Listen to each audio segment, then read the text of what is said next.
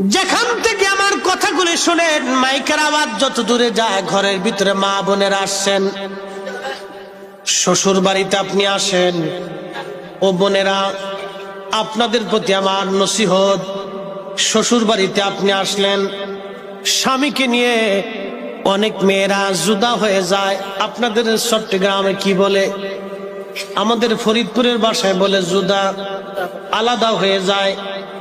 কিছুদিন বিয়ে হলো, 6 মাস 1 বছর, শ্বশুর শাশুড়ির সাথে বেমানান, মানে না, বনে না।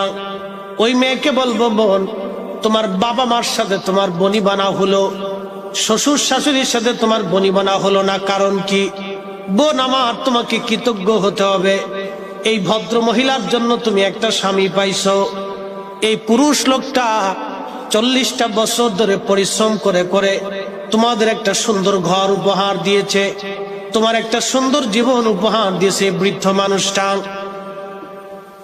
60 বছর ধরে এই বৃদ্ধ লোকটা পরিশ্রম করে করে তোমার একটা সুন্দর সংসার দিল, তোমার একটা জীবন দিল, তোমার একটা সুন্দর বাড়ি দিল, তোমাকে একটা স্বামী উপহার দিয়েছে। এই বৃদ্ধ লোকটা ঘরের মধ্যে যে বৃদ্ধা মা আছে, এই বৃদ্ধা মা নারীটা ঘরের মধ্য থেকে তোমাকে পরিশ্রম করে করে তোমার জন্য বাড়ি সাজাইলো, তোমার জন্য ঘর সাজাইলো।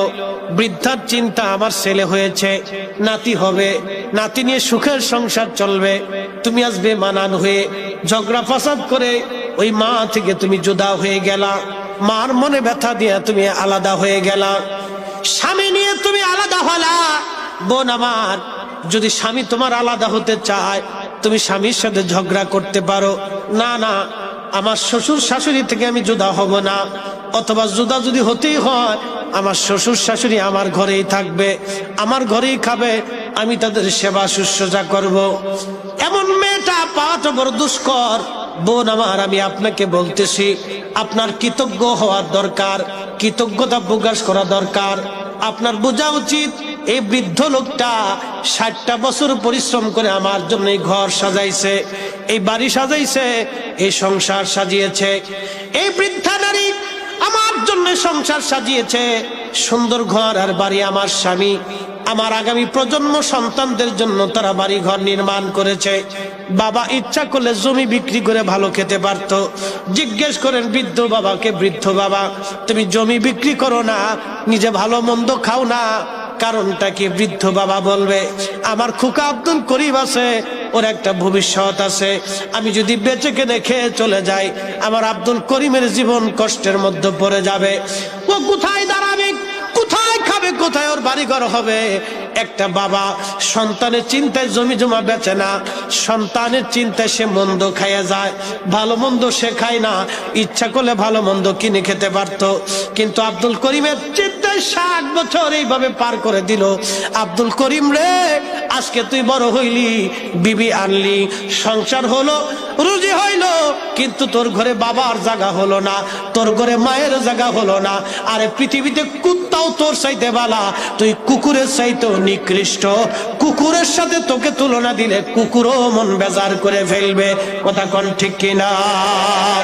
এই সন্তান পালার চাইতে কুত্তা পালা 1000 গুণে ভালো, ওটা ফালার চাইতে কুত্তা পালা ভালো, এই ফালার চাইতে কুত্তা পালা ভালো।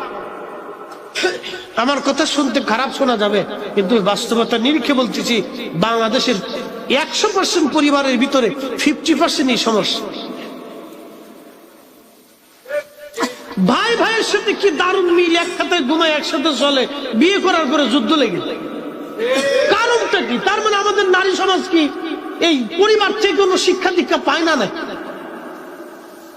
আমাদের প্রাথমিক বিদ্যালয়গুলি থেকে কি তারা শিক্ষা পায় না? আমাদের হাই স্কুল থেকে কি তারা শিক্ষা পায় না?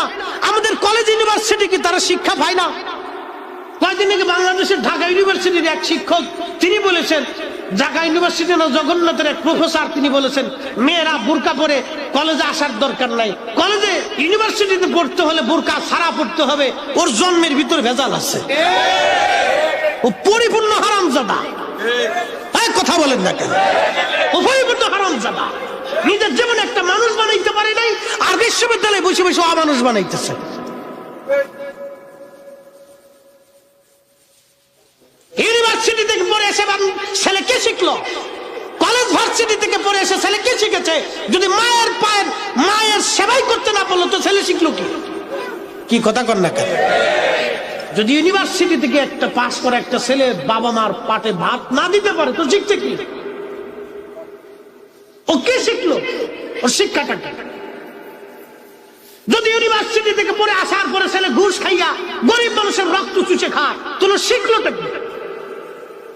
তার মানে বোঝা গেল আমরা আমাদের শিক্ষা ব্যবস্থায় আমাদের ছেলেদেরকে মানুষ বানাইতে পারি নাই, আমরা আমাদের মেয়েদেরকে মানুষ বানাইতে পারি নাই। কি কথা বলেন, ঠিক কিনা? হায়ার এডুকেটেড পারসন আল্লাহর রাস্তায় ক্ষমা করে দিবেন।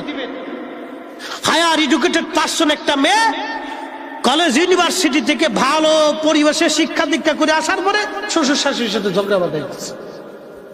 কি শিখলো এই মেয়েটা? আমার প্রশ্ন এটা। এই মেয়েটা ইউনিভার্সিটিতে পড়ে কি শিখলো? হায়ার এডুকেটেড একটা মেয়ে যদি তার সংসারে নিয়ন্ত্রণ করতে না পারে, তার শ্বশুর শাশুড়ি দেবর ভাষণ ননদ দিয়ে যদি একটা সংসার ম্যানেজমেন্ট করতে না পারে তো শিখলোটা কি? আমার প্রশ্ন হলো তো শিখছেটা কি? তার মানে বোঝা গেল আমাদের শিক্ষা ব্যবস্থায় এখনো মানুষ তৈরি করার সিস্টেম নাই। খালি গতানুগতিক শিক্ষা ব্যবস্থা, রাষ্ট্রনীতি পড়ো, পররাষ্ট্রনীতি পড়ো, পদার্থ পড়ো, বিজ্ঞান শিখো, ওই অঙ্ক শিখো, ওই জ্যামিতি শিখো, ওই ইংরেজি গ্রামার শিখো, এগুলি শিখাইছে। এই গতানুগতিক এইগুলি গদবান্ধা কিছু শিক্ষা টিক্ষা দিয়ে বাস কলেজ থেকে চলে আসতেছে।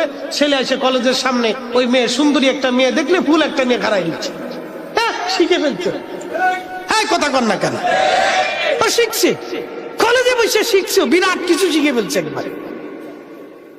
সুন্দরী মেয়েটা দেখে মোটরসাইকেল একটা বাপে কিনে দিচ্ছে, বাস ওই মোটরসাইকেল নিয়ে পিছনে পিছনে ঘুরুম ঘুরুম ঘুরুম ঘুরুম করে চলতেছে। এমন ভাব লইছে লাট সাহেবের পোলা, জুতা দিয়ে বাইরে দরকার। কথা ক্লিয়ার না ভেজাল আছে? এগুলো শিখছে কি? কিচ্ছু শিখাচ্ছে। এই জন্য আমাদেরকে পারিবারিক ভাবে, সামাজিক ভাবে, এই শিক্ষা ব্যবস্থার ভাবে এগুলো পরিবর্তন দরকার। নিয়ম নীতি আদর্শ, ন্যায় নীতি শিক্ষা দেওয়ার দরকার।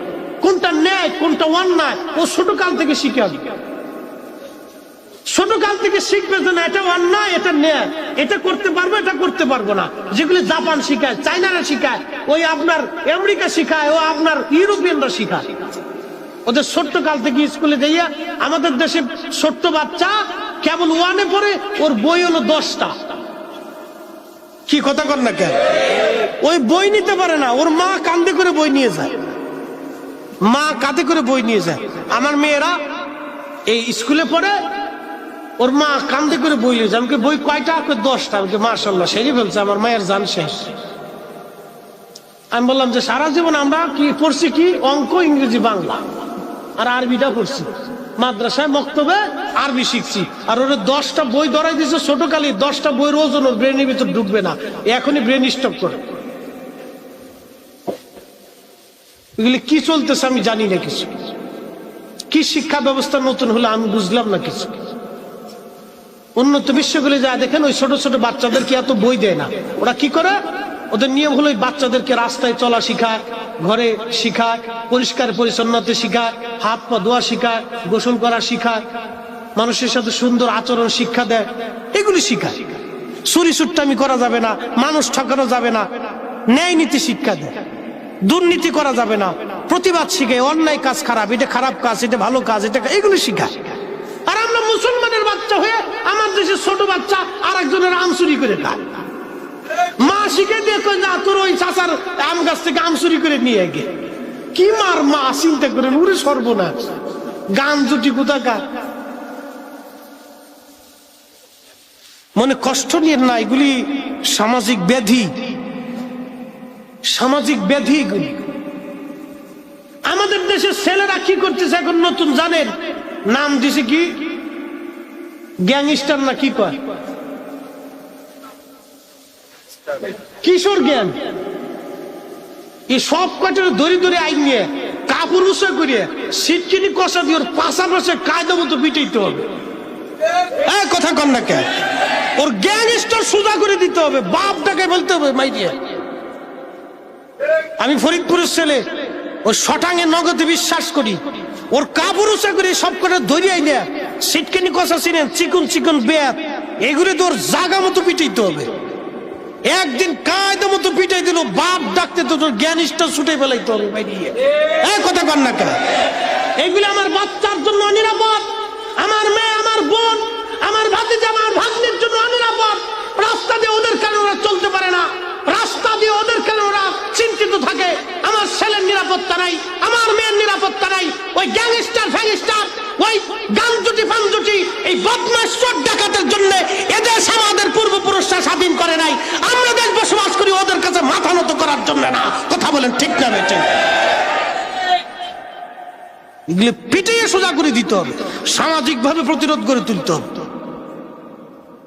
এতটুকু বয়সের ছেলে গ্যাংস্টার হয়ে গেছে, ওর গোষ্ঠী শুদ্ধ পিটাইতো। এগুলো তো খুব খারাপ জিনিস। আগামী দিনে ভবিষ্যৎ আমাদের অন্ধকার। নিত্য নতুন এক একটা স্টার মিস্টার বেরিয়েছে, কি একটা ফাইজলিমি দেশে শুরু হয়ে গেছে। প্রিয় মুহতারাম উপস্থিতি, এই মজলিসগুলি হলো আমাদের দিন শিখে দেওয়ার জায়গা। রসুলের সুন্নাতের জিন্দেগি যদি আমরা গঠন করতে পারি, আল্লাহ রসুল আমাদের মাঝে আসছিলেন, নবীর আগমনে আমরা যেই রকম খুশি হব, রসুল্লাহর জীবন বিধান নিয়ে আমরা তো এরকম খুশি হতে হবে। কথা বলেন ঠিক না বেঠে? রসুল আসছে, আমরা খুশি না বেজা? আল্লাহু আকবার। এই রবিউল আউয়াল মাস আসলে প্রত্যেকটা আশিক রসুলের হৃদয় দুলা দেয়। কথা কর না কে? ভালো লাগে না? অনেক মজা লাগে। আমার আজকে মুতল্লি, মসজিদের মুতল্লি, আমার বিরাট বড় মসজিদ, আল্লাহ আমার হাউজিং মসজিদ, 60 থেকে 5,000 মুসল্লি হয়। তো আগে তো হেরা পড়াইছে, নাম কইতাম না, 10 বছর মুতল্লি মহোদয় আজকে বলতেছে, হুজুর মিলাদুন নবীর মিলাদ দরকার আছে না? আমি বললাম হ্যাঁ আলহামদুলিল্লাহ দরকার তো আছে। তোকে কবে পড়াবো? আমি বললাম আগামী জুমাতে হবে। মারহাবা কর না? বললো আগামী জুমাতে হবে। মুতল্লি মহোদয় খুব ভদ্র মানুষ, বললো হ্যাঁ আগামী জুমাতে মসজিদ কমিটির উদ্যোগে মিলাদুন নবীর মাহফিল আমাদের মসজিদ হবে। মারহাবা কর, মারহাবা। সব কোয়ালিটির মানুষ মিলাদ শরীফ পড়ে, কে কমি, কে দেওবন্দি, কে জামাতি।